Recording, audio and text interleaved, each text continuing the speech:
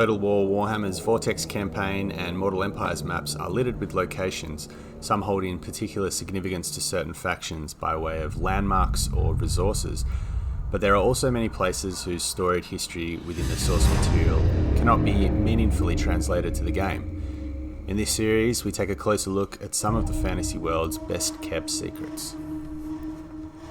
The Temple of Tlenclan is a minor settlement located on the northern coast of Greater Lustria, within the northern Great Jungle province in Mortal Empires, but moving to the Scorpion Coast province within the Vortex campaign, a location that more accurately reflects the source material.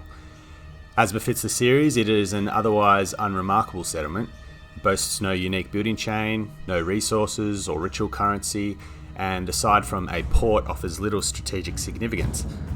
But as with all locations visited in this series, there is more than meets the eye once we start to delve a little deeper into the established Warhammer fantasy lore. The Lizardmen are nothing if not an enigma to the younger races of the Warhammer world, equal parts feared and misunderstood. They are not so much a single race as they are a cohesive society of 4 distinct species. The Slann are prodigious sorcerers, few in number but unimaginably powerful when roused from their long meditations. The Saurus, single-minded creatures bred for battle. The Skinks, whose diminutive stature is offset by a physical and mental dexterity not seen amongst the other subspecies. And finally the Croxigor, enormous bipedal crocodilian creatures who are equal parts beast of burden and instruments of war. Since their uplifting at the hands of the Old Ones, the Lizardmen have busied themselves bringing about what is known colloquially as the Great Plan. Just what this Great Plan involves is absolutely inscrutable to the younger races of the world, and seemingly even the Lizardmen themselves, as it would be fair to say that even the most elder minds of the Slann do not possess the incredible foresight of the Old Ones that initially guided them through it. The Lizardmen had been collectively raised by the Old Ones to serve as their unquestioning servants, and thus when the polar gates collapsed and the Old Ones mysteriously vanished in what is estimated as the year 5600 before Sigmar by Imperial reckoning, they were stranded in a world that had been irrevocably altered by seemingly unforeseen circumstances. For centuries they weathered the onslaught of chaos as demons ran roughshod over Lustria, desecrating centuries of work as slowly but surely the great temple cities fell one by one. Over the course of about 1,000 years, the Lizardmen were ground down until only a handful of temple cities remained, and it seemed the end was nigh until the year 4420 before Sigmar, when the High Elves of Ulthuan completed their great ritual, and the vortex at the heart of the island continent began to siphon away the raw energies of chaos. The demons had been banished from the world, and the Lizardmen came forth once more from their cities to find Lustria little more than a blasted wasteland. The Slann intended to rebuild and fortify their defences. Re-establishing contact with the younger races could wait for now, but they certainly had no plans to abandon the monitoring and mentoring tasks of the Old Ones' lesser developed projects. The Slann came to the conclusion that were the Great Vortex on Ulthuan to ever fail, then the demons would return en masse once more and the world would surely be doomed.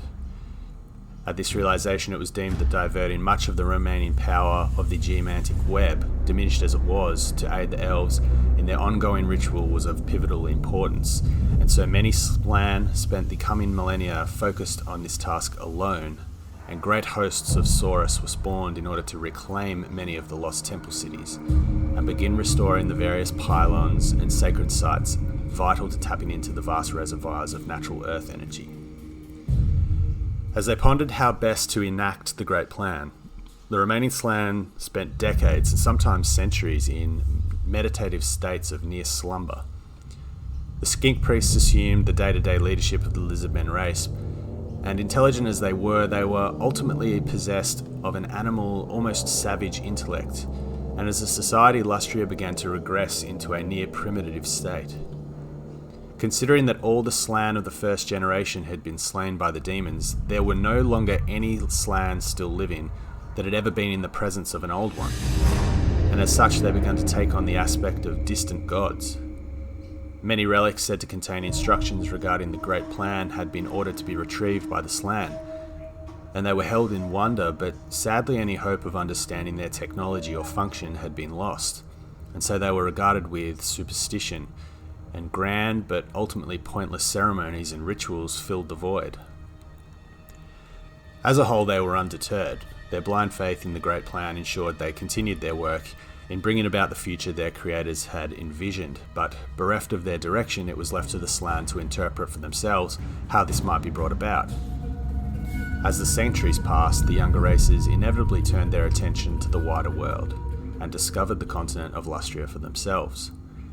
A year after the great ritual, the first elves from Ulthuan made landfall and were brought to Pohau, so that the mage priest Wynn could look upon them and determine their place within the Great Plan. This occurred prior to the sundering and eventual schism of the elven race, but many centuries later the Druki would also begin to appreciate the untold riches and powerful artifacts that Lustria held within it, and they became the chief raiders of the continent, a position that was only solidified by their discovery of the Black Way.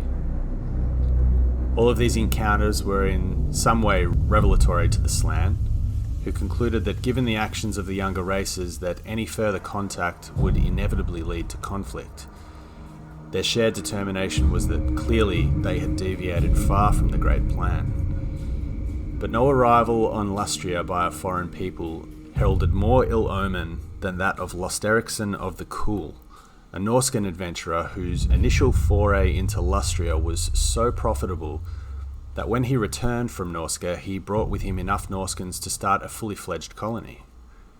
Skeggy, as it was called, quickly developed from a shanty town into a thriving colony, its population swelling constantly as tales of untold riches ripe for plunder within the abandoned temple vaults of the Lizardmen made their way to taverns in Tylea, Estalia, Bretonia, the Empire, and eventually into the cavernous holds of the dwarves of the World's Edge Mountains, who could eventually be lured to claim their own fortunes.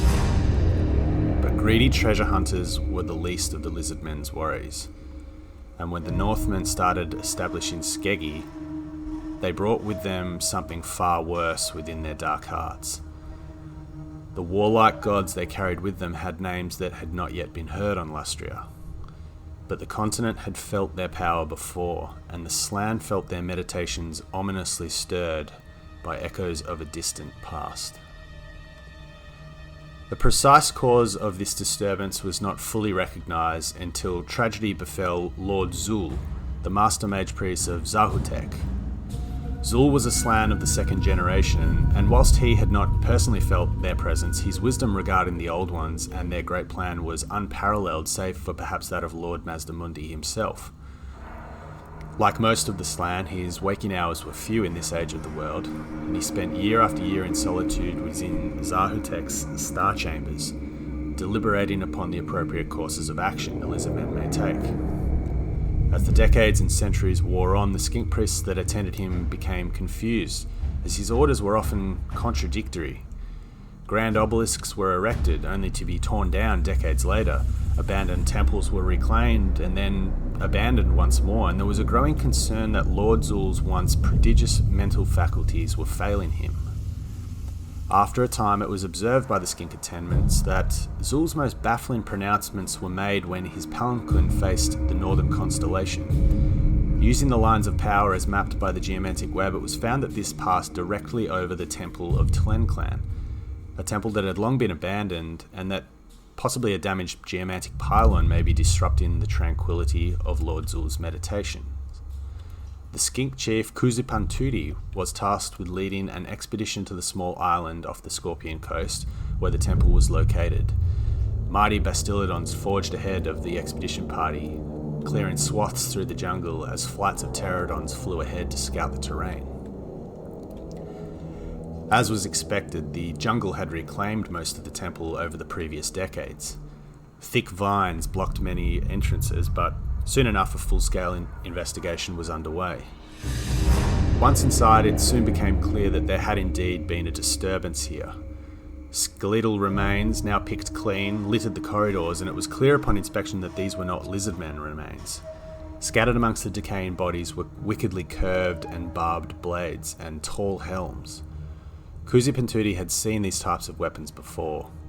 They were the calling cards of the savage warm bloods that occupied the frozen continent to the north. But curiously, these seemed to be the only bodies to be found here, and silently Kuzipantuti began to consider what may have happened. Infighting, perhaps. He'd witnessed firsthand how quickly a raiding party could turn on one another if the promise of a greater cut of the loot was promising enough. It didn't seem as though any of the temple's traps or static defences had been triggered, or if they were even still operational after all of these years. So the expedition pressed on into the uppermost levels of the temple, areas that were traditionally reserved for the Slann to meditate and draw upon the geomantic web's enriching energies. Stepping into the sacred chamber, Kuzipantuti recoiled at what lay before him. Slumped alongside one of the holy pools was a vile demon prince. It had been transfixed by some magical blade of elven origin. Its innards spilled out upon the bleached stones of the temple, and glowed like iridescent lava. The creature had an innate sense for the lines of power that made up the geomantic web, and had made its way here to try and leech the energy from it to restore itself. While Kuzipantuti momentarily paused in horror at what he saw, the abomination did not hesitate. Calling upon its patron, the air began to crackle with foul magic as demons sprang forth into existence, seemingly out of thin air. They were met by javelins and blowpipes from the skink cohorts, and although many of their number fell, the demons pressed home their attack, and scores of skinks were torn apart by all manner of teeth, claws, and infernal weaponry, before the fighting crashed into the lines of the resolute Saurus that had assembled within the temple's vast plaza. The clamour of battle rang throughout the temple in stark contrast to the silence of the previous decades. Under the furious assault, the expedition party suffered grave losses and could have been swept away altogether, if not for a timely countercharge by the Bastillodons that had accompanied them. With heads lowered and clubbed tails swinging huge arcs, they waded through the demons arrayed before them, trampling scores of them underfoot as their armoured plates easily turned aside retaliatory strikes. Two of the colossal beasts bore upon their backs mighty arcs of Sotek, all manner of venomous serpents spewing forth from them to overwhelm the demons, and the surrounding jungle writhed as further swarms slithered forth to enter the temple and join battle. It truly seemed as though Sotek, or perhaps the Old Ones themselves, had taken great outrage at the contamination of such a holy site, and a near tidal wave of serpents washed over the invaders and into the upper chambers to confront the demon prince. The venom within their fangs bore with it the fury of a god, a fury so fierce that even an abomination born of the realm of chaos could not hope to withstand it. The demonic host gave a collective scream as their leader perished, and just as soon as it had materialized, they flickered away into nothingness. Back in Zahutek, Lord Zul's eyes snapped open as the demon prince was sent back to its god-forsaken realm. For a moment he beheld the primeval glory of Lustria once more with eyes that were truly his own, before exhaling one last time and slipping into the final sleep from which none ever wake.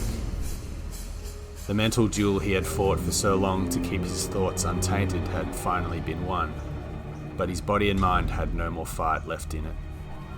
Lord Zul had been esteemed amongst the Slann, and his loss was one that the Lizardmen could ill afford in an age of so much uncertainty.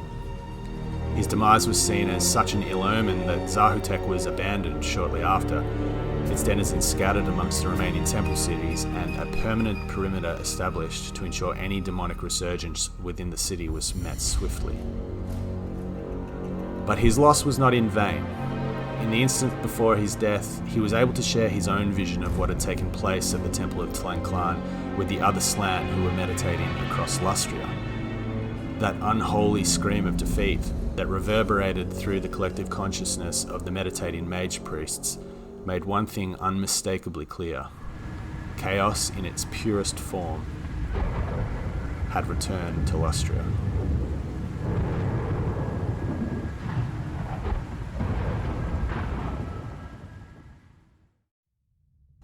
The disturbance of Tlenclan may seem like a minor event, but its importance within Lustria's timeline shouldn't be underestimated. In many ways, it was the canary in the coal mine that alerted the Lizardmen to the fact that the ruinous powers were once again waxing stronger across the Warhammer World, and were now capable of invading on their own terms, not simply through the stained souls of the younger and more corruptible races.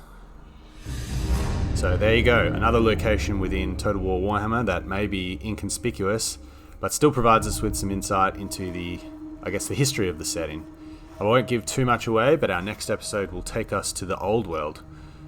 So thank you very much for watching. I'll see you next time, but until then, it's current year. Take care.